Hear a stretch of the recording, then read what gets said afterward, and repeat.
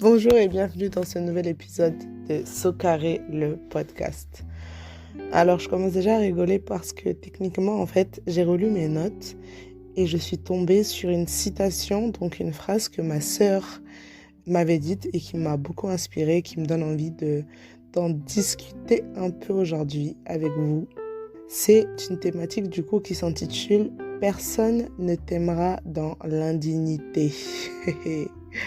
Et retenez ce titre parce que vraiment cette phrase est évocatrice. J'ai pour habitude de toujours donner mes sources, donc merci à ma sœur. Si elle passe par là, elle se reconnaîtra. Donc, personne ne vous aimera dans l'indignité. Qu'est-ce que ça signifie? Pour faire simple, ça veut juste dire que quand vous êtes dans une relation avec une personne ou quand vous espérez vous retrouver dans une relation avec une personne, ou quand vous étiez ou passez aussi dans une relation avec une personne et que ça se termine, l'indignité, donc le fait de vous rabaisser, le fait de laisser votre dignité sous votre semelle de chaussures pour essayer de plaire à la personne ou de lui montrer que vous êtes digne d'amour sans vous respecter, ne va jamais vous servir.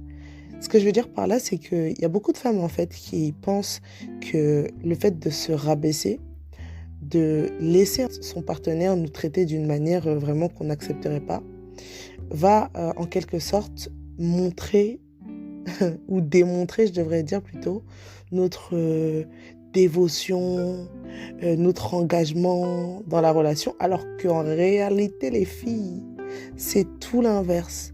C'est-à-dire que un homme, s'il vous voit en fait, vous manquez à vous-même de respect, il n'y a rien qui va lui donner envie de vous respecter par la suite. C'est-à-dire que vous allez juste vous retrouver dans une situation où vous serez plus bas que terre. Et c'est que finalement, en fait, vous-même réfléchissez.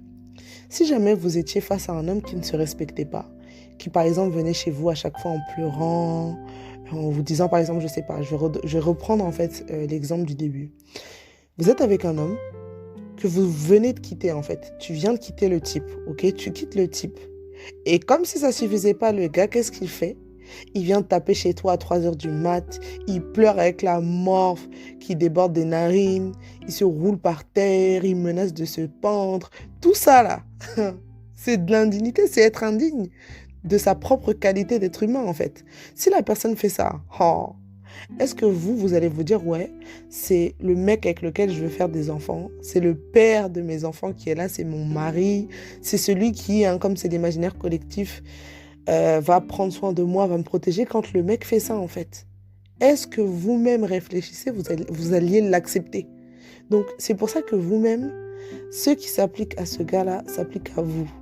C'est-à-dire que si jamais vous êtes dans la même situation, à pleurer, à courir après un gars, à ramper par terre, à s'écorcher les genoux, à vif et tout pour montrer au mec que vous pouvez rester, que vous l'aimez, etc., ça prouve juste que c'est pas vous en fait. Parce que personne ne veut avoir le fardeau du bonheur de quelqu'un d'autre sur ses épaules. Et à partir de là, quand on comprend ça, on comprend beaucoup de choses, et surtout en matière de relations amoureuses. C'est-à-dire que personne ne veut porter quelqu'un d'autre. Quand vous êtes avec une personne qui se dit, ouais, si jamais cette meuf-là, je la laisse, voilà, elle va complètement dépédaler, quoi. Traduction de dépédaler, je sais que ça n'existe pas comme mot, mais pour moi, dépédaler, ça veut juste dire partir en roue libre, quoi. Quand on perd les pédales en pédalant sur un vélo, quoi. Vous voyez, par exemple, vous êtes sur, je sais pas, sur une pente qui descend, par exemple, et que vos pieds, en fait, n'ont plus le contrôle des pédales. C'est ce que j'appelle dépédaler. Au cas où je ressors cette expression et que personne ne sait ce que ça veut dire. Mais bref, le gars va se dire, ouais, si je reste avec cette fille-là, elle va te dépédaler si je lui donne pas d'attention, etc. Je sais que quand on accorde trop d'importance à une personne et que là, en tout cas, où le partenaire a l'impression que votre vie tourne autour de lui, la personne, en fait, va prendre peur et se dire, j'ai une trop grosse responsabilité, en fait. J'ai trop de responsabilités, c'est-à-dire que, voilà, j'ai le sort de cette personne sur mes épaules et je veux pas le prendre, en fait. Il y a certains gars peut-être qui accepteront, mais en tout cas, c'est seulement si vous restez digne. Parce que si vous commencez à être indigne, c'est pas parce qu'une personne reste avec vous dans l'indignité qu'elle vous aime. C'est juste que la personne a compris que vous avez des points faibles, des faiblesses et qu'elle va les exploiter au maximum. Donc c'est le petit message que je voulais passer.